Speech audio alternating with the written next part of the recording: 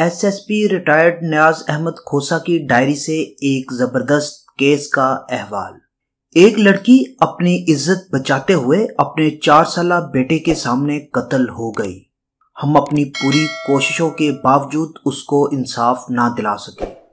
ये देश है अंधे लोगों का, ये देश है अंधे लोगों का, ए चांद जहां ना निकला कर। कत्ल के हर केस का मौका डीएसपी और एसएसपी ने लाजमी देखना होता है। मुझे इंस्पेक्टर फरीद ने फोन किया कि सर गुलिस्तान जौहर में एक खातून का कत्ल हो गया है, आप आकर मौका देख लें।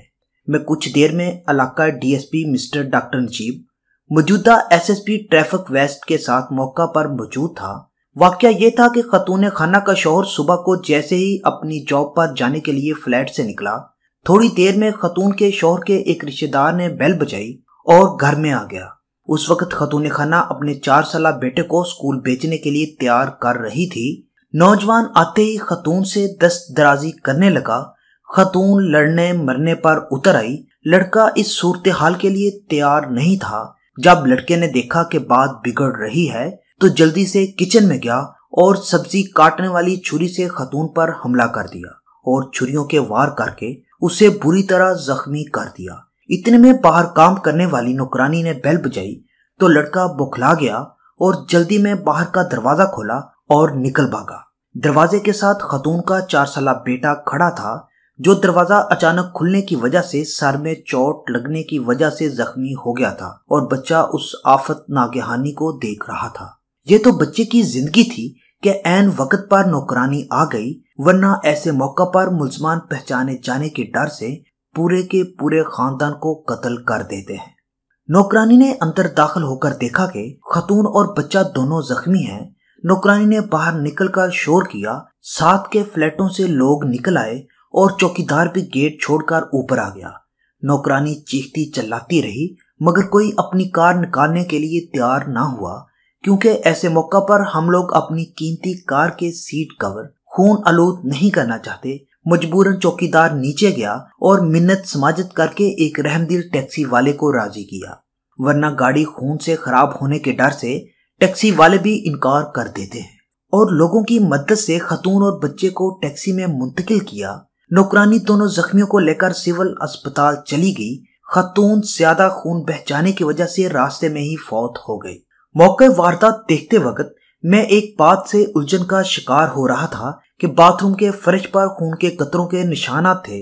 नौकरानी का कहना था कि फ्लैट का दरवाजा जैसे ही खुला, मुलजम लड़का उसे यानी नौकरानी को धक्का देकर सीढ़ियों की तरफ भागा। नौकरानी ने अंदर दाखिल होकर देखा कि खातून खाना बेड के एक साइड पर खून में लथपथ पड़ी मदद के लिए चीख रही थी। मैंने उससे पूछा कि बाथरूम के फर्श पर किसका खून है, तो उसने बताया कि खातून तो चलने फिरने के काबिल नहीं थी और वसूख से कहा कि खातून तकरीबन बेहोशी की हालत में थी। खातून का शौहर, दूसरे रिश्तेदार और पुलिस भी अस्पताल पहुंच गई। वहां बच्चे ने सबको बताया कि यासर अंकल ने उसकी मां को छुरी से जख्मी किया है। डीएसपी डॉक्टर नजीब और इंस्पेक्टर फरीद ने शाम तक लड़के को गिरफ्तार कर लिया। मुलजम लड़के के दाएं हाथ पर ताजा पट्टी की हुई थी। जख्म के मुतल्लक पहले तो इधर उधर की बातें करने लगा, मगर थोड़ी सी छितरौल के बाद रास्ते पर आ गया और बताया कि जैसा कि छुरी का साइज छोटा था और खातून पर वार करते वक्त खून की वजह से छुरी के हथिये से उसका हाथ फिसला और उसकी 2 उंगलियां जख्मी हो गई। और मजीद बताया कि दरवाजे पर घंटी बजते ही वो जल्दी में बाथरूम में गया और छुरी वॉश बेसिन में छोड़ी और अपनी जख्मी उंगलियां पानी से धोई और दरवाजा खोलकर बाहर निकल गया और मोटरसाइकिल पर करीबी अस्पताल गया और पट्टी करा ली। एफआईआर दर्ज हो गई। बाथरूम में खून के कतरों का मुअम्मा हल हो चुका था। पुलिस सबूतों के लिए हमेशा एक सैंपल लेती है, मगर मैंने अपने अफसरों को हुक्म दे रखा था कि वो 2 सैंपल लिया करें। लिहाजा बाथरूम से 2 खून आलूद टाइल निकालकर एक टाइल और खातून के खून आलूद कपड़े, छुरी और दूसरी जरूरी चीजें पुलिस के केमिकल एग्जामिनर को अरसाल कर दी गई। जैसा कि ये एक कत्ल का आम केस था, मुलजम गिरफ्तार हो चुका था और डीएसपी डॉक्टर नजीब और इंस्पेक्टर फरीदीन जैसे अच्छे अफसर इस केस को देख रहे थे। जरूरी कार्रवाई के बाद केस का चलान सेशन कोर्ट ईस्ट में कर दिया गया और जरूरी सबूत और गवाहियां तरतीब दे दी गई थी और मुलजम की बचत के तकरीबन सारे दरवाजे बंद कर दिए गए थे। इसलिए मैं बेफिक्र होकर अपने रोजमर्रा के काम में मसरूफ हो गया। तकरीबन 1 महीने बाद इंस्पेक्टर फरीदीन पसीने में शराबूर मेरे पास आया और बताया कि सर जुल्म हो गया है, हिना का कत्ल केस खराब हो गया है। मैं चौंक गया। फरीद ने अपने थैले से एक सील शुदा टाइल निकाला और मुझे दिखाते हुए बताया कि सर टाइल बदल दिया गया है और केमिकल एग्जामिनर ने अरसाल शुदा सैंपल की जगह मार्केट से नया टाइल लेकर सील करके मेरे हवाले कर दिया है। बताया कि सर दूसरा अपनी रिपोर्ट में लिखा है कि खतून के कपड़ों से मिलने वाला खून और टाइल से मिलने वाला खून खतून का ही है। केमिकल एग्जामिनर की रिपोर्ट पढ़कर मेरा सर खुद चकरा कर रह गया, क्योंकि टेक्निकल रिपोर्ट ने केस का बेड़ा गर्क करके रख दिया था। जैसा कि मैं पहले बता चुका हूँ, हम हर सबूत के 2 सैंपल लेते हैं, इसलिए मैं हिम्मत नहीं हारा और इंस्पेक्टर फरीद को कहा कि परेशान होने की कोई जरूरत नहीं, दूसरा टाइल हमारे पास मौजूद है, हम डीएनए करा लेते हैं। मगर इस वक्त दिक्कत ये थी, मुल्जम हमारे पास नहीं था और अदालती रिमांड पर जेल में था और अदालत की इजाजत के बगैर उसका खून का सैंपल लेना मुमकिन नहीं था। मैंने इंस्पेक्टर फरीद को हुक्म दे दिया कि वो मुल्जम के खून का सैंपल लेने के लिए सेशन जज साहब की अदालत में दरखास्त दे दे। सेशन जज साहब ईस्ट की अदालत में दरखास्त दाखिल कर दी गई और मैं हर तारीख पर इंस्पेक्टर फरीद से पूछता कि क्या हुआ। वो जवाब में बोलता कि सर मुल्जम के 10 वकील आकर खड़े हो जाते हैं और हमारी दरखास्त की मुखालफत करते हैं और डेट बढ़ जाती है। मैंने इंस्पेक्टर फरीद को कहा नेक्स्ट डेट पर मैं खुद चलूंगा और अदालत को मुतमईन करने की कोशिश करूंगा। डेट पर उस वक्त के सेशन जज साहब जनाब सादिक हुसैन भट्टी साहब के रूबरू में पेश हुआ। मुल्जम के वकाला का ये दलील था कि जब केमिकल एग्जामिनर की रिपोर्ट आ चुकी है तो डीएनए करवाने की क्या जरूरत है। मैंने जज साहब को बताया कि केमिकल एग्जामिनर की रिपोर्ट को मैनेज किया गया है। मैंने नया सील शुदा टाइल जज साहब को दिखाते हुए कहा कि हमने बाथरूम के फर्श से सीमेंट लगा हुआ खून आलूद टाइल एग्जामिनर के लिए भेजा, मगर वापसी में जालसाजी करके केस के शवाहद गुम करने के लिए टाइल बदल दिया गया। एक खतून अपनी इज्जत बचाते हुए अपने 5 साला बच्चे के सामने कत्ल हो गई। हम इस केस को लवारस अनअटेंडेड नहीं छोड़ सकते। मैंने जज साहब को बाथरूम से सीमेंट लगा हुआ सील शुदा दूसरा टाइल और टाइल निकालने की तस्वीर दिखाई और बताया कि हम केमिकल एग्जामिनर की रिपोर्ट पर इसलिए भी एतबार नहीं कर सकते कि उसने मार्केट से नया टाइल लेकर सील करके बेच दिया है। मुल्जिम के वकाला ने काफी शोर शराबा किया, मगर सेशन जज साहब ने हमारी दरखास्त अलाउ कर दी और जेल सुप्रिटेंडेंट को हुक्म किया कि जेल के डॉक्टर से मुल्जिम के खून का सैंपल लेकर सील करके इंस्पेक्टर फरीद के हवाले किया जाए। इंस्पेक्टर फरीद मुझे गाड़ी तक छोड़ने आया। मैंने उसको कहा कि आपने यहाँ से कहीं जाना नहीं है, जज साहब की कोर्ट से आर्डर लेकर आज ही जेल से मुल्जिम के खून का सैंपल लेना है। मुझे खदशा था कि अगर लेट हो गया तो मुल्जिम के वकाला हाई कोर्ट से सैंपल लेने वाले लेटर का ऑपरेशन सस्पेंड ना करवा लें। मैं दफ्तर जाने की बजाय सीधा आईजी जेल खाना जात के पास गया और उनको सारा माजरा बता दिया। उन्होंने मेरे सामने जेल सुप्रिटेंडेंट को अहकाम दे दिए कि सेशन जज साहब के आर्डर पर आज ही अमल दरामद करना है और जब तक इंस्पेक्टर फरीद कोर्ट का आर्डर ना लाए जेल के डॉक्टर को मौजूद रखना है। शाम को 5 बजे इंस्पेक्टर फरीद का फोन आया कि साहब मैंने मुल्जिम का सीलशुदा खून का सैंपल जेल के डॉक्टर से वसूल कर लिया है। मैंने एहतियातन पूछा कि डॉक्टर ने मुल्जिम यासर से खून का सैंपल आपके सामने लिया है। इंस्पेक्टर फरीद ने जवाब दिया कि सर टाइल बदल जाने के बाद मैं मोहतात हो गया हूँ, मैंने सैंपल अपने सामने करवाया है। मैंने उसको कहा कि कल सुबह पहली फुर्सत में आपने मेरे दफ्तर आना है और डीएनए के लिए एनएफएसए इस्लामाबाद वाली लैब को खत बनवा के टाइल और मुल्जिम के खून का सैंपल टीसीएस करना है। दूसरे दिन सुबह ही टाइल और खून का सैंपल एनएफएसए इस्लामाबाद टीसीएस कर दिया गया। मैंने एहतियातन एनएफएसए लैब इस्लामाबाद को खत लिख दिया कि जैसा कि मुल्जिम लोग बहुत चालाक, मालदार और पैसे वाले हैं, पहले भी केमिकल एग्जामिनर कराची के दफ्तर में सैंपल्स की टेम्परिंग हुई है और केस के शवाहद को गुम कर दिया गया है। ये बात आपके इल्म में रहे और मुल्जमान ऐसी कोशिश दोबारा भी कर सकते हैं। कुछ दिनों बाद मुझे एनएफएसए इस्लामाबाद से डीएनए रिपोर्ट मौसूल हुई, जिसमें टाइल पर गिरा हुआ खून मुल्जिम यासर के खून का सैंपल का डीएनए मैच हो गया था। मैंने खुशी से इंस्पेक्टर फरीद को फोन पर मुबारकबाद दी और उसको कहा कि पहली फुर्सत में डीएनए रिपोर्ट ट्रायल कोर्ट में जमा करा दे। डीएनए रिपोर्ट आने के बाद यह वाज़ेह हो गया था कि केमिकल एग्जामिनर की रिपोर्ट बदनीयती पर मबनी है और उसे मुल्जिम की मदद करने और शवाहद की टेम्परिंग करने के इल्जाम में गिरफ्तार करना था। मगर वो टाइल मेरे दफ्तर से गायब हो चुकी थी। मेरा इरादा था कि एग्जामिनर को हिना कत्ल केस में गिरफ्तार करके 14 रोजा रिमांड में सुबह शाम छितरोल कराऊं, मगर मुझे अफसोस है कि मैं केमिकल एग्जामिनर को कुछ भी ना कर सका। मुलजिम के वकाला ने केमिकल एग्जामिनर की रिपोर्ट की बुनियाद पर मुलजिम की जमानत सेशन कोर्ट में लगाई हुई थी, जो डीएनए रिपोर्ट आने के बाद सेशन जज साहब ने खारिज कर दी। केस मजबूत था। मैंने इंस्पेक्टर फरीद को कहा कि केस को जल्दी चलवा कर एविडेंस रिकॉर्ड करा दे, मगर आपको पता है कि यहाँ पर सब कुछ मुमकिन है। मुलजिम के वकाला ने हाई कोर्ट में जमानत की दरख्वास्त लगा दी और जानबूझकर ऐसे जज साहब के पास लगाई जिनकी शोहरत कुछ अच्छी नहीं थी, और कुछ दिनों के बाद वही हुआ जिसका खदशा था। जज साहब ने मुलजिम की जमानत ले ली और मुझे कुछ दोस्त वकाला से मालूम हुआ कि जमानत 80 लाख की डील पर हुई है। मैं अपनी तबीयत पर कंट्रोल ना रख सका और अदालती वक़्त ख़त्म होने के बाद रजिस्ट्रार हाई कोर्ट से मिलने चला गया। उस वक़्त का मैंने इंतखाब इसलिए किया कि वकला और साइल वगैरह कोर्ट से चले जाते हैं और राशना होने के बराबर होता है। मैंने केस की सारी हकीकत उनको बता दी और गुजारिश की मुझे चीफ जस्टिस साहब से मिलने का टाइम लेकर दें। रजिस्ट्रार साहब एक अच्छे और ईमानदार इंसान थे और उन्होंने कहा, आप इंतज़ार करें, मैं आपको चीफ जस्टिस साहब से मिलवाता हूँ। और वो कुछ फाइलें और डायरी लेकर चले गए। थोड़ी देर के बाद चीफ जस्टिस साहब का अर्दली मुझे बुलाने आ गया। मैं ओपन कोर्ट में चीफ जस्टिस साहब के सामने कई बार पेश हो चुका था। वो मुझ पर काफ़ी एतमाद करते थे। उन्होंने मेरी बात बड़ी गौर से सुनी।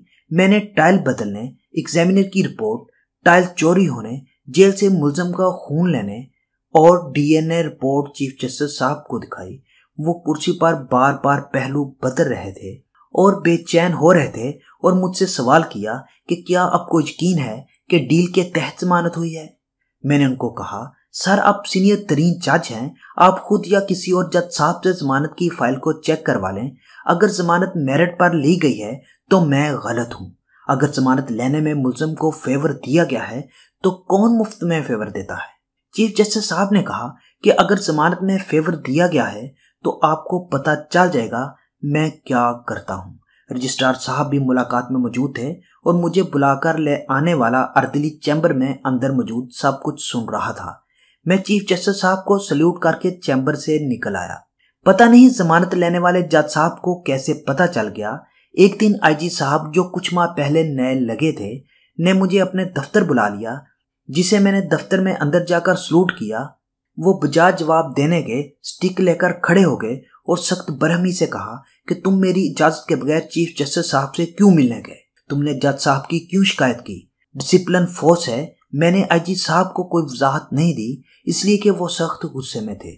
उनका कहना था कि तुम्हारी इस हरकत की वजह अदलिया और पुलिस के ताल्लुकात खराब हो जाएंगे और तुम उस जज साहब का कुछ भी बिगाड़ नहीं सकते।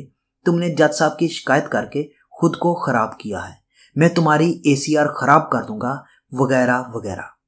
उनकी बात खत्म होने पर बस अपनी गलती मानकर sir I am sorry, I am at fault कहा, माजरत करके सल्यूट किया और दफ्तर से बाहर आ गया। मैंने अपने ज़मीर के मुताबिक कातिल और क्रिमिनल्स का साथ देने वाले जज की निशानदेही करके कुछ गलत नहीं किया था। मेरे नज़दीक जज साहब और केमिकल एग्जामिनर का जुर्म नाकाबिले माफ़ी है। जो लोग एक जज को खरीदने की कुव्वत रखते थे, उन्होंने गरीब मोटरसाइकिल पर घूमने वाले इंस्पेक्टर फरीद पर कितना जोर नहीं लगाया होगा। अगर कभी मौका मिला तो आपको बताऊंगा कि बल्तिया केस किस तरह एक इंस्पेक्टर ने बेच दिया और आईजी तक किसी की ना सुनी। शाहरुख जतोई केस में किस तरह एक इंस्पेक्टर अपनी मनमानी करने लगा और आईजी को मजबूर, लाचार और बेबस कर दिया, और किस तरह बेगुनाह लोगों को फांसी के फंदे तक पहुंचाया गया। ये सारा कुछ बताने का मकसद यह है कि अगर इंस्पेक्टर फरीद खौफे खुदा ना रखता और केस का सौदा कर लेता तो मैं उसको क्या कर लेता। कुछ दिनों में मेरा तबादला एंटी कार लिफ्टिंग सेल में एसएसपी सनाउल्लाह अब्बासी, मौजूदा आईजी गिलगित बल्तिस्तान की जगह कर दिया गया। इन्हीं दिनों अखबारात में पढ़ा कि जमानत लेने वाले जज साहब को कन्फर्म नहीं किया गया और हाई कोर्ट से फारग कर दिया गया है। मैं अपने हिस्से का काम कर चुका था। उसी दिन आईजी साहब ने मुझे बुलवा लिया। जैसे ही मैंने उनको सल्यूट किया, उन्होंने उठकर गर्मजोशी के साथ मुझसे हाथ मिलाया और अर्दली को अपने लिए और मेरे लिए कॉफ़ी बनाने को कहा। कुर्सी पर बैठते ही कहा कि नियाज, आपने आज का अखबार देखा है? मैंने जवाब दिया कि सर, जिस खबर के मुतल्लिक आप कह रहे हैं वो मैं देख चुका हूँ। आईजी साहब ने सवाल किया कि आखिर आपके और जज साहब के दरमियान क्या प्रॉब्लम थी? मैंने आईजी साहब को कहा कि सर कोई जाति या मेरी अना का मसला नहीं था। मैंने उनको हिना केस के मतलब सारा कुछ बताया। आईजी साहब नए पोस्ट हुए थे और कभी ना उन्होंने पूछा और ना मैंने बताया। मेरी पूरी बात सुनने के बाद वो शर्मिंदगी की वजह से मुझसे आंखें नहीं मिला पा रहे थे। मेरी आदत है कि हाथ मिलाते वक्त और गुफ्तगू के दौरान मुखातिब की आंखों में देखता रहता हूँ। काफी खत्म होते ही मैं जाने के लिए उठ खड़ा हुआ। आईजी साहब ने एक हाथ से मुझे रुकने का इशारा किया और दूसरे हाथ से इंटरकॉम पर डीआईजी टेक्निकल एंड ट्रांसपोर्ट को कहा कि खोसा साहब आपके पास आ रहे हैं, उनको फैमिली के लिए नए फ्लीट में से एक ब्लैक कलर की करोला कार दे दें। उन्होंने उठकर मुझसे हाथ मिलाया और कहा आप डीआईजी से कार लेते जाएं। मैंने खामोशी से उनको सल्यूट किया और बाहर निकल आया। मैंने महसूस किया कि आईजी साहब अपने साहब रवैया पर नदामत महसूस कर रहे हैं। मैं डीआईजी टेक्निकल एंड ट्रांसपोर्ट के पास नहीं गया और अपने दफ्तर चला गया। शाम को डीआईजी टेक्निकल एंड ट्रांसपोर्ट का फोन आया कि न्याज आप कार लेने नहीं आए, मैंने आपके दफ्तर कार भिजवा दी है। मेरी खुददारी, इज्जत नफ्स और ज़मीर आईजी साहब की तलाफी के तौर पर दी हुई कार रखने की इजाज़त नहीं दे रही थी। वैसे तो सीनियर को अपने मातहत को डांट डपट करने का हक है, मगर उस दिन आईजी साहब का स्टिक लेकर खड़ा हो जाना मुझे हद दर्जा बुरा लगा था और मैं अपनी बेइज्जती समझ रहा था। दूसरे दिन मैंने शुक्रिया के एक खत के साथ car DIG technical and transport को वापस भेज दी और लिखा कि मेरी फैमिली के पास प्राइवेट कार है, इसलिए मैं ये कार नहीं रख सकता। कार वापस करके आईजी साहब को ये पैगाम देने की कोशिश की थी कि आप एक स्टिक से सबको चला नहीं सकते और सबको एक तरह का ना समझें। मुलजिम जमानत लेते ही अमेरिका फरार हो गया। लड़के के वालिदैन ने सुप्रीम कोर्ट में पिटीशन दायर कर दी कि मुलजिम को गिरफ्तार किया जाए। इंस्पेक्टर फरीद का भी तबादला कर दिया गया था। पाकिस्तान का अमेरिका से ऐसा कोई माहदा नहीं है जिससे मुलजिम को वापस लाया जा सके। इंटरपोल को रेड वारंट अरसाल करके मुलजिम की गिरफ्तारी मुमकिन की जा सकती है, मगर उसके लिए जिन अफसरान की वहां तैनाती है वही सब कुछ कर सकते हैं। इस तरह बेचारी हिना का केस अपनी मौत आप मार गया और ऐसे लाखों केसेस की फाइलों में इस केस की फाइल भी पता नहीं कहां गुम हो गई है। आज भी इंसानी हकूक की तंजीमें, सिंध हाई कोर्ट या सुप्रीम कोर्ट थोड़ी कोशिश करें तो रेड वारंट निकल सकता है और मुलजिम यासर को पाकिस्तान लाया जा सकता है। यहाँ राकम सारे लिखते हैं, यहाँ राकम सारे लिखते हैं, इंसाफो कवानीन यहाँ पर बिकते हैं। यहाँ पर है जाली दवाओं का कारोबार बहुत, यहाँ पर है जाली दवाओं का कारोबार बहुत, इस देश में गुर्दे बिकते हैं। ए चांद यहाँ ना निकला कर, ए चांद यहाँ ना निकला कर।